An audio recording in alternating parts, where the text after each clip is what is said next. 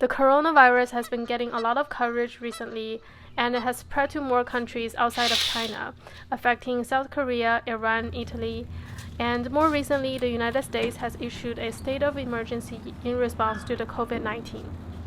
Fortunately, the death rate of coronavirus is currently 3.4%, which is significantly lower than other epidemics like SARS and Ebola. So a healthy person with good immune system are not likely to die from it, and is most likely to show up as a mild flu. But the virus can have more severe effects on the elderly and people who are immunocompromised. This is a time for all of us to start practicing good health habits. In this video, I'll talk about 5 different ways that the WHO and other health experts recommend to protect ourselves and also others from the coronavirus. And also, I'll share 5 different ways that we can boost our immune system.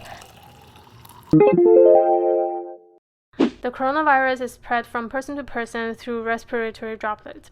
So this is not the best time to lean into random strangers or whisper into someone's ears. The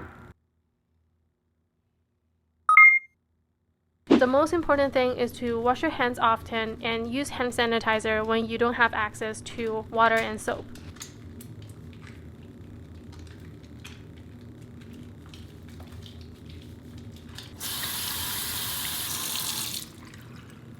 Avoid touching railings, door handles, elevator buttons to decrease your chances of getting in contact with the virus.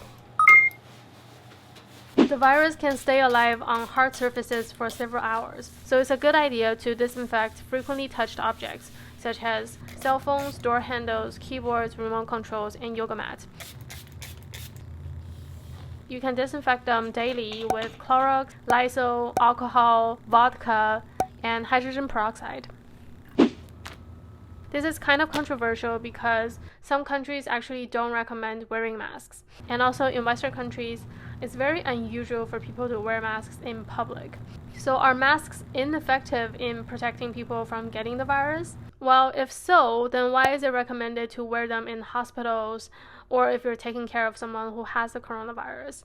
So I think it must be effective to some degree. Another reason for wearing the mask is that you're absolutely protecting other people because the incubation period for coronavirus is up to 14 days. Anyone can be a carrier of the virus and be asymptomatic or not having any symptoms, especially if you have recently traveled to places that might have an outbreak. If you're coughing, sneezing, then you should definitely be wearing a mask to prevent your droplets from spreading in the first place, or better yet, stay home. My personal opinion is that if you're going to any population-dense places, such as movie theaters, malls, food courts, public transportations, then you should wear a mask and gloves. If not, then avoid touching things if possible. And definitely don't touch your face or rub your eyes after you touch things in public.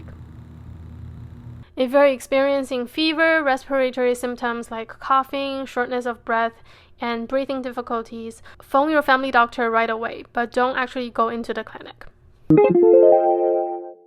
Some foods have antiviral properties and also are great for boosting our immune system. For example, ginger is one of them. Specific compounds in ginger, such as gingerol and zingerone, have been found to inhibit viral replication and also prevent viruses from entering the host cells.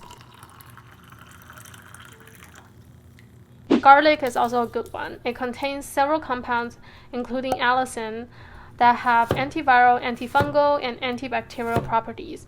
Together, they boost your immune system throughout the cold and flu season. But one thing to note is that allicin can be destroyed at 80 degrees Celsius, so it's more beneficial to eat the garlic raw or cook it at lower temperature.